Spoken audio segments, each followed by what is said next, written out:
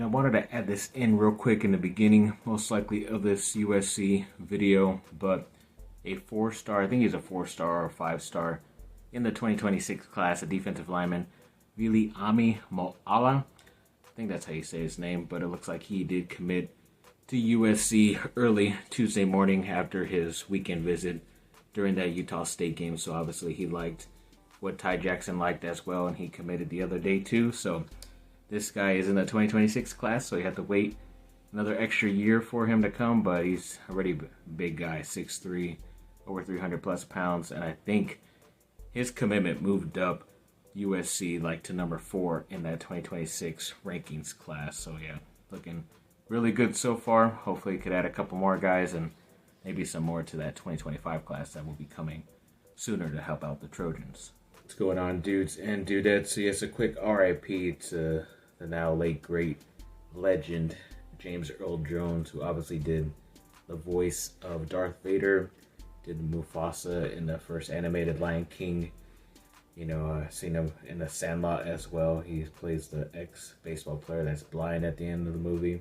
A lot of other stuff too, I think, Coming to America as well. So yeah, great actor, great voice. Sadly, will be missed. So yes, thanks for everything, Mr. Jones. And then, yeah, to talk a little bit more about that USC victory. Obviously, they ended up beating Utah State 48-0, but obviously they are 2-0 right now, which is very nice. And then they now are ranked number 11 in the AP poll. I kind of thought that maybe they might have jumped up a little bit more because they were able to get a shutout against a lowly team, but I guess they like some other teams as of right now. So hopefully, when they have a bye week this weekend, but the following weekend they have to go to Michigan, and hopefully they can get a victory there after Michigan just lost a pretty bad game to Texas. So they'll be pretty upset, but looking forward to that.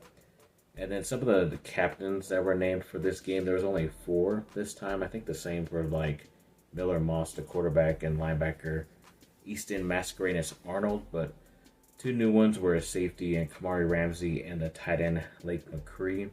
So yeah, a couple guys that weren't named again team captains, but like I said before, it doesn't mean that they were practicing bad or played bad the last game. It's just whoever stepped up that weekend is helping the team. So either way, nothing bad to look on those, but it was pretty cool to see some new guys out there leading the charge.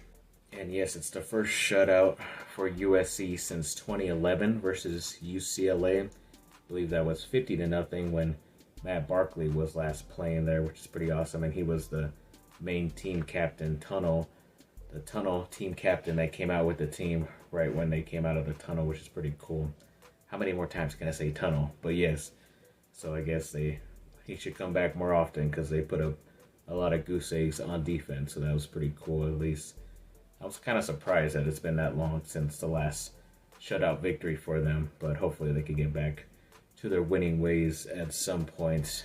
And then, yeah, recruiting has been stepping up a lot, especially throughout these past couple of weeks for USC. A lot of guys committing, and obviously I did a short the other day about the 5-star linebacker Ty Jackson committing on Sunday, which was nice to see. And now they are getting a lot of guys to maybe flip or get predicted to USC or crystal balled, as I say. There was that 5-star wide receiver Jerome Miles who was visiting. He has been predicted by Steve Wiltfong, who's one of the top guys at On3, so that was cool to see.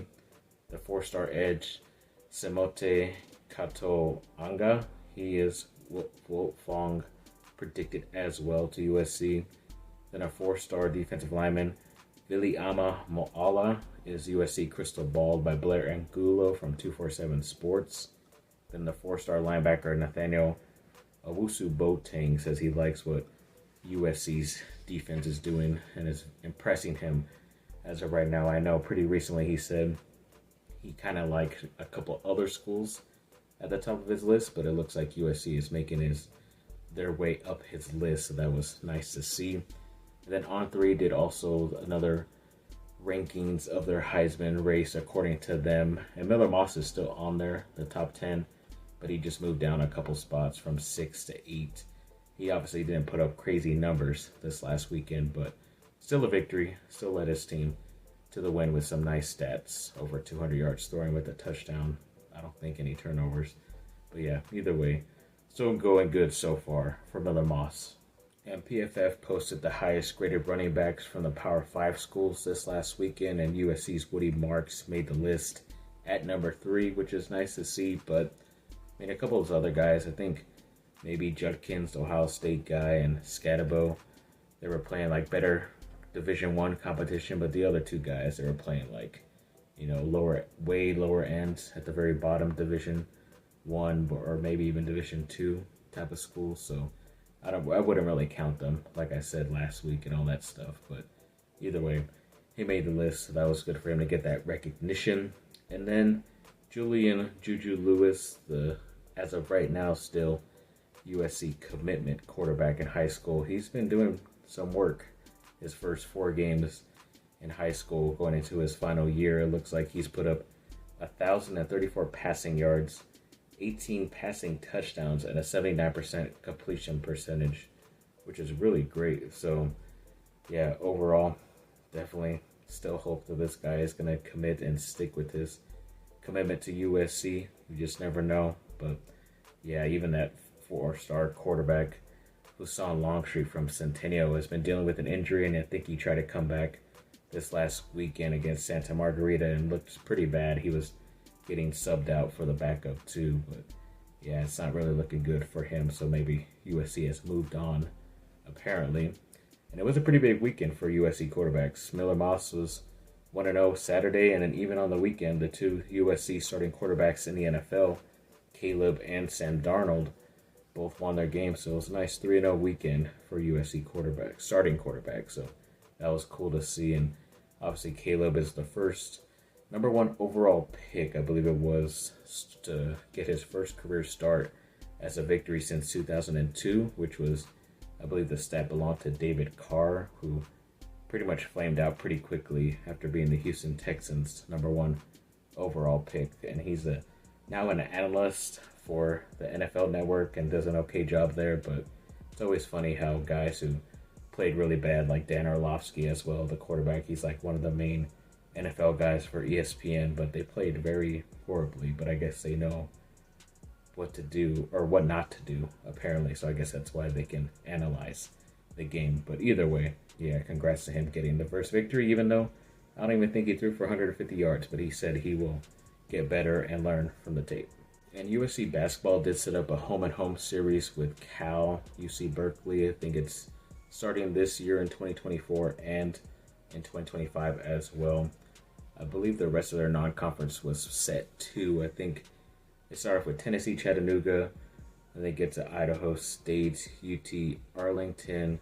Then they play against Cal, San Jose State, Grambling State. St. Mary's seems to be the toughest one.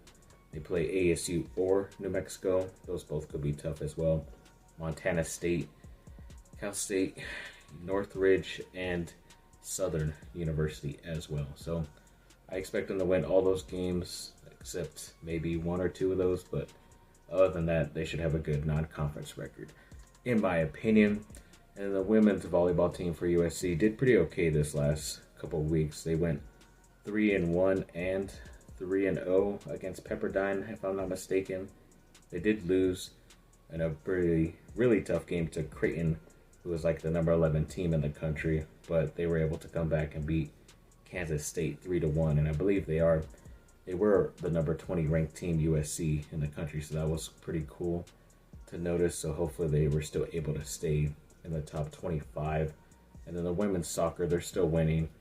They beat a team 2-1, I forget what team that was, and then 2-0 versus San Francisco, I believe. So I believe they are still undefeated with that tie, so hopefully they can still continue their winning ways. And then in the not USA, but the Paralympics, USA representative from USC, Ezra Fresh got 2 gold medals at the Paralympics pretty recently, so that was pretty cool. And congrats to him, and hopefully have some more of those future USC people representing in the Paralympics or the Olympics as well, and get some more gold and hardware as well. So thanks for watching, people. Like and subscribe. Comment down below. Let me know what y'all think. Have a great rest of your day. Bye. Fight on.